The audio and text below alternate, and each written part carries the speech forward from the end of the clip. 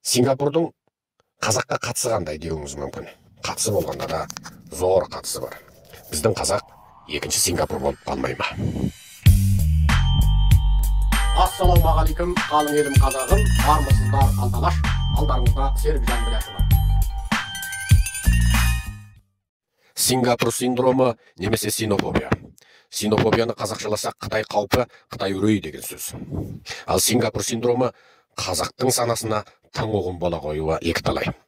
Сингапурда Қытай, Қытайда Қытай. Атам қазақ, оларды ежелде тауғаш деп, тапқаш деп, кейінірек шүршіт деп, бертінірек Қытай деп атағанымен, тіпті осы күндері Ханзу деп атағанымен, айналып келгенде бұлардың бәрі бір халық. Біздің арғы ата-бабаларымыз күлтегі мәңгі тасында, білге қаған мәңгі тасында, түнеқоқ ескерткіштерінде тасқа ойып тұрып жазған тауғаштың бектері залым деген тауғашыңыз осы.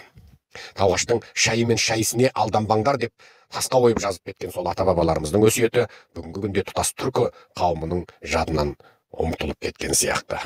Тасқа жазылған таңбалы жазулардың хикметін біздің санамыз енді сезініп жатқандай.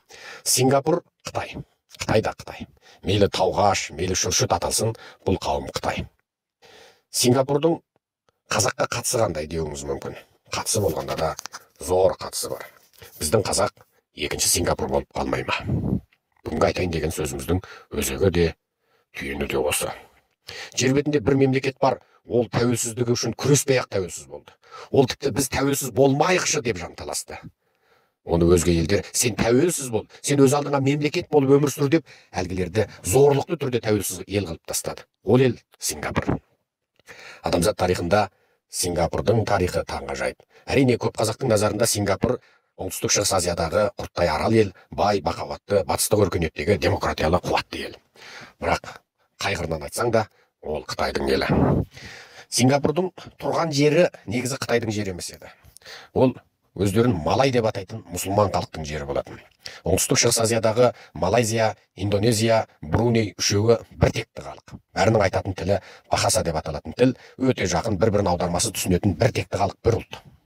Осы малайлардың жеріне бірнеше ғасыр бұрын келіп қытайлар қоныстана бастайды. Саудагер қытайлар, ішкі соғыстан босқан қытайлар осы Сингапурдағы портты жағалайды, балықшы болып кәсіптенеді, саудамен айналысады. Сөйтіп, ең соңында бүгінгі Сингапур ел болып қалыптасады. Сингапурдың тәуелсіздігі таңғажайып. Бұл Сингапурды айту себебіміз тікелей Қазақстанмен қатысты. Ендеше Сингапур синдромы деген осы ұғымды ашалай түсу үшін Сингапур тарихынан бір-екі ауыз сөз айта кетейік. Сингапурды ел қылған басшының аты Ли Куан Яо. Орыс тілді ақпарат оны Ли Куан Ю дейді. Бұның Ли Куан Яудың бір кітабы бар. Тәуелсіздіктің тауқыметті жолы немесе Ли Куан Яудың естеліктері дейді. Бұл кітаптың Қытай тіліндегі нұсқасын ертеректе оқығанбыз, енді содан есімізде қалған бір-екі ауыз сөзді айта кетейік. Кейбір елдер ежелдің ежелінен тәуелсіз, ал кейбір елдер тәуелсіздік үшін күреседі.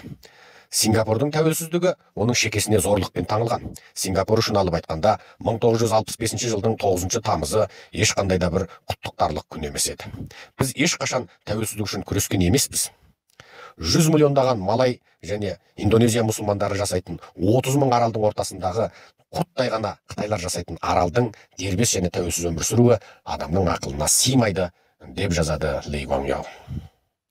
Ли Куан Яудың осы сөзі адамзат тарихындағы тас қойып жазатын сөздердің бірі деп бағалауға болады. Себебі Ли Куан Яо Сингапурдың тәуелсіздігіне ежелден қарсы болды. Ол тіпті 1996 жылдың өзінде Малайзия мен Сингапурды біріктіру туралы ұсынысын ортаға қояды. Есептеңіз. Яғни Ли Куан Яо күні кешеге дейін Сингапурдың тәуелсіздігіне басы бүтін қарсы болған адам. Және ол Сингапурды тәуелсіз, бай, бақуатты, құдіретті ел етіп құрып шыққан бірден бір адам.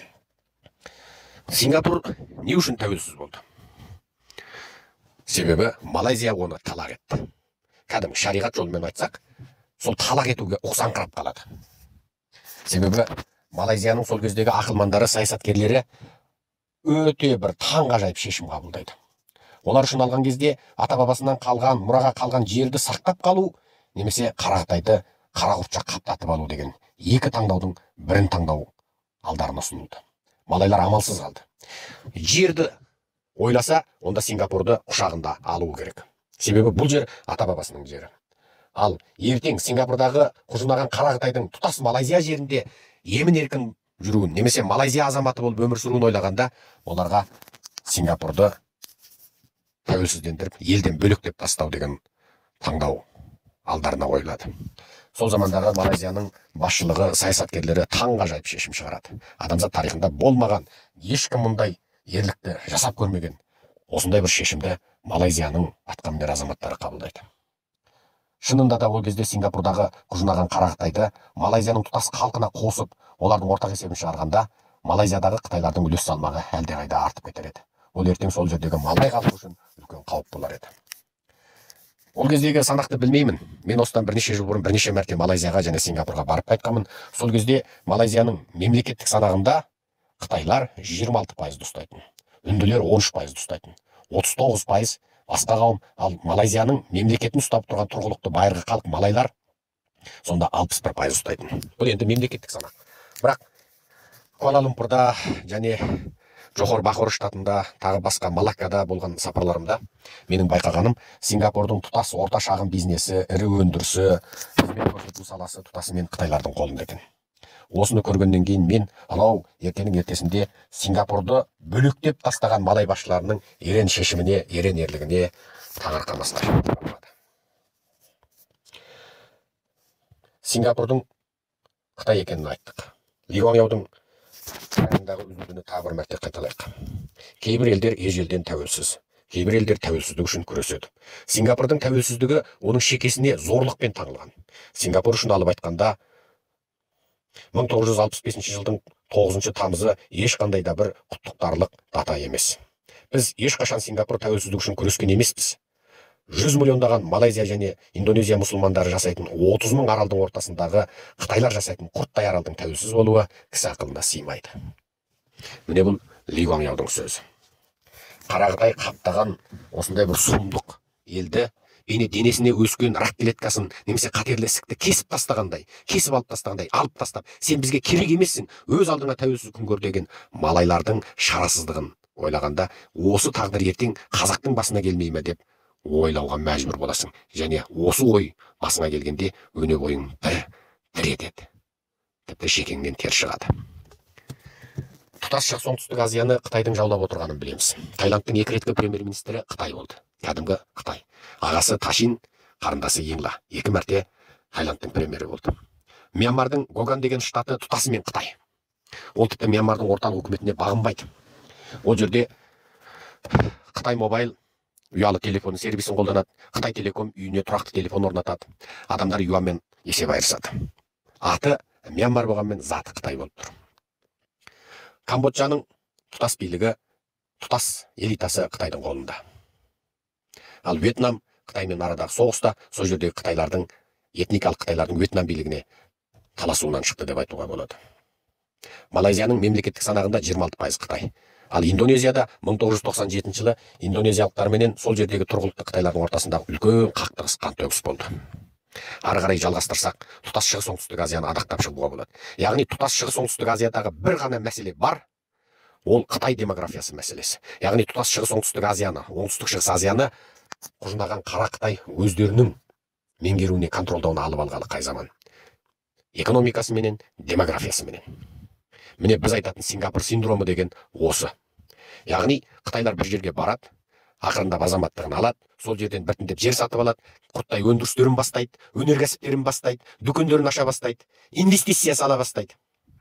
Артынан бірнеше ұрпақ өтер өтпестен сол жерде саяси билікке ұмтыла бастайды. Тіпті элитаны сатып алады, билікті сатып алады.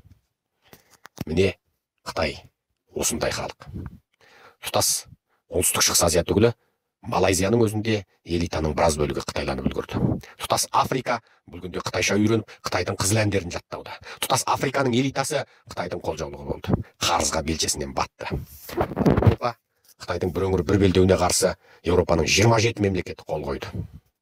Ал біз сол бір өңір бір белдеу дейтін Еуропаға Қытайдың тауарын ең тез жеткізетін жолды, яғни Қытайға керек жолды Қытайдан қарыз алып, Қытай үшін салып бердік. Ол қарыз біздің мойнымызда. Біз тәуелсіз Қазақстан ертең екінші Сингапур болып қалмаймыз ба? Мен алаңдататыны осы. Айналайын қазақтар, біз оянайық. Мынау ата бабамыз бізге аманаттап кеткен ұлан ғайыр даланы өзіміздің ұрпағымызға тәуелсіз, еркін, азат, дербес жасайтын ұрпағымызға аманаттап кетейік десек, біз осы қара құрттай қаптаған Қытайдан сақтанайық. Бірнеше ғасыр бұрын босқын болып, соғыстан ауып барған, саудагер болып, балықшы болып барған қытайлар бүгін тұтас оңтүстік шығыс Азияны жаулап алды. Және ол жерде тәуелсіз Сингапур дейтін елді құрып алды. Және оның өзінде біз тәуелсіз болмайық, сенің қарамағыңда болайық деп жалынып отырғанда да малайлар оны кет ара деп талақ қылып, және талақ қылғанда да Малайзияның парламентінде 3 мәрте осы шешім оқылады. Яғни 3 мәрте талақ қылып тастайды Сингапурды. Екінші рет қайтадан некеленіп алмастай қылып тұрып. Сол 3 мәрте талақ айтылған Сингапур 96 жылға дейін Малайзияға қосылуға тұтас халқы дауыс береді. Бұндағы себеп не? Яғни синофобия. Малай халқының Қытайдан сақтануы. Мынау арлан қасқырлар қақпанға түсіп қалғанда, соның ішінде де бір керемет бір арландары ана қақпанға түскен сирағын шайнап үзіп тастап кетіп қалады екен дейді. Мына аюлардың ішінде де сондай бір мықтылары аяғын шайнап жұлып кетіп қалады екен дейді. Менше бүгінгі Малайзия сол кешегі Сингапурды ерекше бір жақсы, сондай бір оң шешіммен дербестеп тастаған екен. Сингапурды сен кет бізден бөлектен деп тастау, соншама жерді ата бабасының аманаттаған жерін қиып, ол сен өз алдыңа кет деген Малайзияның сол кездегі тағдырын ертең біздің қазақ қайталап жүрмей ма? Мен тек содан қауіптенемін. Менің аты жөнім Серікжан Біләшұлы. Қытайдағы түрмеде отырған 500 мың қазақтың мұңын мұңдап, жырын жырлап жүрген қазақпыз. Лайк басқаннан неге аясыздар? Саусақтарыңыз 10 тонна болса да. Лайк бассаңыз шындан көңіліме бір келді.